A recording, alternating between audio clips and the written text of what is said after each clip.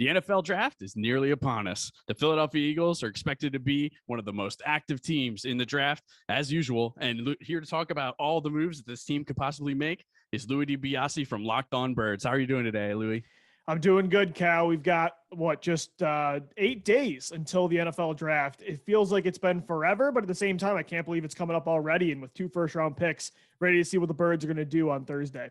And of course, the Eagles did have 3 first-round picks. With the Eagles, the NFL draft always starts ahead of time, and it began with that trade with the New Orleans Saints. So I just want to ask you simply, why did the Eagles make that trade with the Saints? I think they wanted draft flexibility not only this year, like they did last year when they traded down with the Miami Dolphins to collect the 2022 first-round pick. They wanted that same flexibility again in 2023. Now, General Manager Howie Roseman today was asked directly if that had anything to do with the quarterback position. If Jalen Hurts does not take the reins this year and prove he's the franchise quarterback, having 2 firsts next year can really help you find that next guy. I think that has a lot to do with it, Cal. I think they see this quarterback class in 2022 as weaker compared to next year's. So I think they want that flexibility, but they just want overall draft flexibility, because even if Jalen Hurts does prove he is the quarterback next year, that's going to help you get a better prospect with one of those 2 first-round picks, because more likely next year, more quarterbacks are going to go within the top 10. And if you're a 7-10 win team again, you're picking 15 to 20, that's going to push better prospects at other positions down the board. So I think overall, it had a lot to do with quarterback flexibility, but I just think they want more picks in future drafts. And at the same time, it didn't cost them this year, as they still have 5 picks in the first 3 rounds. So it's kind of having your cake and eating it too. The Eagles always like to have optionality on draft day. So what are the chances we see this team make another move, possibly even move up in the draft? With Howie Roseman, nothing is off the table, Cal. And as I just said, they still have 5 picks in the first 3 rounds. So it was an awesome trade with the Saints, because again, you get that flexibility next year and in 2024 by collecting another 2nd-round pick, but you maintained the draft ammunition you have this year. You still have 2 first-round picks. You have 2 thirds.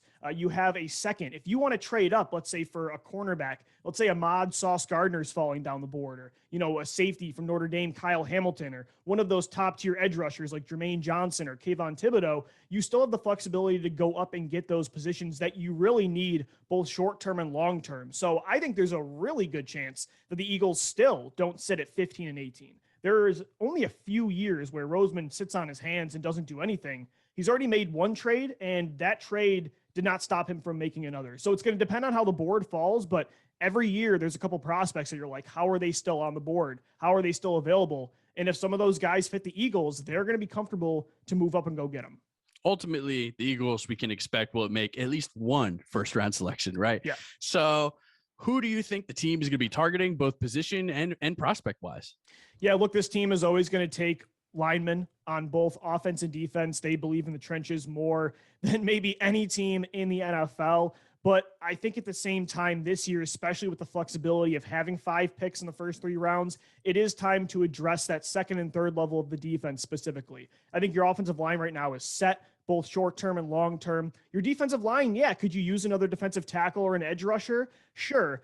But Cal, this team has taken a safety, a linebacker, or a corner just 4 times in the first 2 rounds since 2010. Like, that has to change. You don't have to do it every single year. In the lines, quarterback, receiver, they're probably more important, but eventually you have to address those spots with some long-term, inexpensive help. So I think this team needs to take at least, in the first 2 rounds, those first 3 picks, they have to come away with at least 1 corner, linebacker, or safety. But I do think as well, expect a receiver and lineman to be picked in those top 3 selections, because that's just what this team does, and I think it still fits. But corner, safety, and linebacker, they have to address. You're talking about those top 3 selections, also including that 2nd rounder, and that's where I was going to go next. So obviously, with your first round, if you do stay with your 2 picks, it's really going to determine what direction you as a team are going to go in the 2nd round. So what's your gut feel on that? What do you think is going to unfold?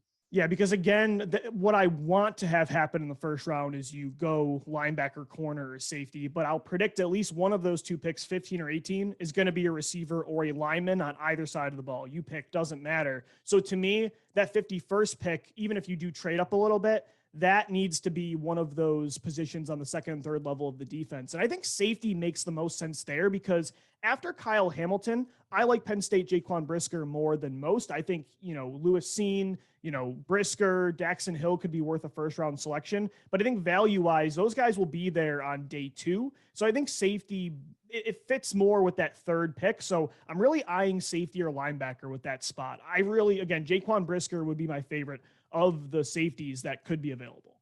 You got a chance to go down to the Senior Bowl this year, so you've really been involved in this draft process. Mm-hmm. So I really want to know, who are your guys in this draft? Guys that you'd really like, you think are going to be successful at the next level, and guys that you might like to see land with the Eagles. Yeah, my guys, for sure. I think there's a lot of them in the first round, but a couple players that I think could be surprise first round picks. And if they're not, you could look back and say, how did they fall? I think there's a few players, and some of them I did see at the Senior Bowl. One is North Dakota State wide receiver Christian Watson. This guy is a generational athlete when it comes to testing for a receiver 6'4 plus, run after the catch ability. I know he played at a small school. I don't think that matters in the NFL anymore, and he dominated the competition in the FCS and at the Senior Bowl. I think he'll probably be a first-round pick. I would be comfortable with the Eagles taking him. And then also, I think there's a kid from UTSA at cornerback, Tariq Woolen, also at the Senior Bowl, 4.26 speed. He's 6'4", like a 7-foot wingspan, former basketball player and wide receiver. The traits are there. The floor is low. It's risky because he's so new to the position.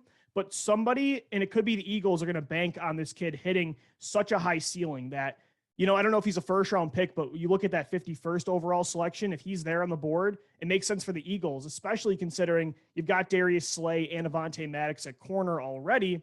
You have the flexibility to be patient there. So Christian Watson, Tariq Woolen, Jaquan Brisker, those are some of my guys for me that I really like in this prospect pool. The team has been rumored to be in discussions with safety Tyron Matthews for a few weeks now. Obviously, the draft is right around the corner. So, this kind of puts a halt on free agent moves. Teams want to see what they might be able to get in the draft before they go back out to free agency. So just generally feeling, what do you think the chances are that Matthew ends up as a safety for the Eagles? Yeah, I think you laid it out correctly. I think they want to see first what happens with the draft, and they would hope he's still available afterwards because, let's say Kyle Hamilton did fall and you traded up for him, that does impact what you do at safety if you get a prospect like that. But even if they were to select a safety in the first 2 rounds, to me, they still need help there. I want to be able to run 2, 3 safeties, dime packages consistently. I don't want to have to rely on linebackers more than this defense needs to. Anthony Harris is only on a 1-year deal. I'm not sold on Marcus Epps or Kayvon Wallace, as should nobody at this point. So even if you were to draft a safety, you still need another one to me, both short-term and long-term. So let's say you did draft a safety in the first 2 rounds and you have Tyron Matthews. Anthony Harris is that third safety for a year, and Marcus Epps can be that long-term option there. I don't think it takes anything off the table. So I would sign Honey Badger right now. And even if they take a safety high in the draft, I would still be comfortable signing him afterwards. It's a little hard to predict entirely what they're going to do in the draft, but post-draft, free agency will pick up a little bit again. And this is where we've seen over the years, the Eagles make some of their biggest impact moves. Super Bowl year, this is when you got guys like Patrick Robinson, LeGarrette Blount in this wave of free agency. So any sort of positions that you think the Eagles might be tending towards when this wave of free agency begins? No, it is a good point. You look at Steven Nelson last year, really shored up that CB2 spot opposite Darius Slay and Avonte Maddox. LeGarrette Blount in 2017. Cal, I think it has to do with, again, what happens in this draft. 2017, they wanted Dalvin Cook with that 2nd-round pick. Minnesota moves up 2 spots in front. They take him. The running backs didn't fall the way the Eagles wanted to, and so they had a hole heading into free agency. And what do? They had to fill that in June with LeGarrette Blount, who ended up being a core piece of the title team. So I think, again, it'll depend on how the board falls, but I'm looking at, safety for sure. Tyron Matthews should be a good option. I think at cornerback, let's say you took somebody like Tariq Woolen or somebody more raw, you wanted a veteran stopgap, kind of like Steven Nelson last year, maybe Xavier Rhodes, who has a history with defensive coordinator Jonathan Gannon back in Minnesota. I think those 2 spots and maybe a receiver. Like if you don't take a receiver early, there are still some veterans that could make sense, but I would say it's that secondary. I think corner or safety, expect a move to happen after the draft at one of those spots at least. It's going to be a ton of fun to see how this draft unfolds, see how this Eagles roster comes together. The NFL draft is set for next Thursday, April 28th, and Locked On Eagles will have it all pre, post draft. They have it all your coverage. Louis DiBiase and Gino Camilleri. You can listen to Locked On Eagles anywhere you get your podcasts. Louis, thanks for joining us today. Appreciate it, Cal. Thanks. Can't wait for the draft.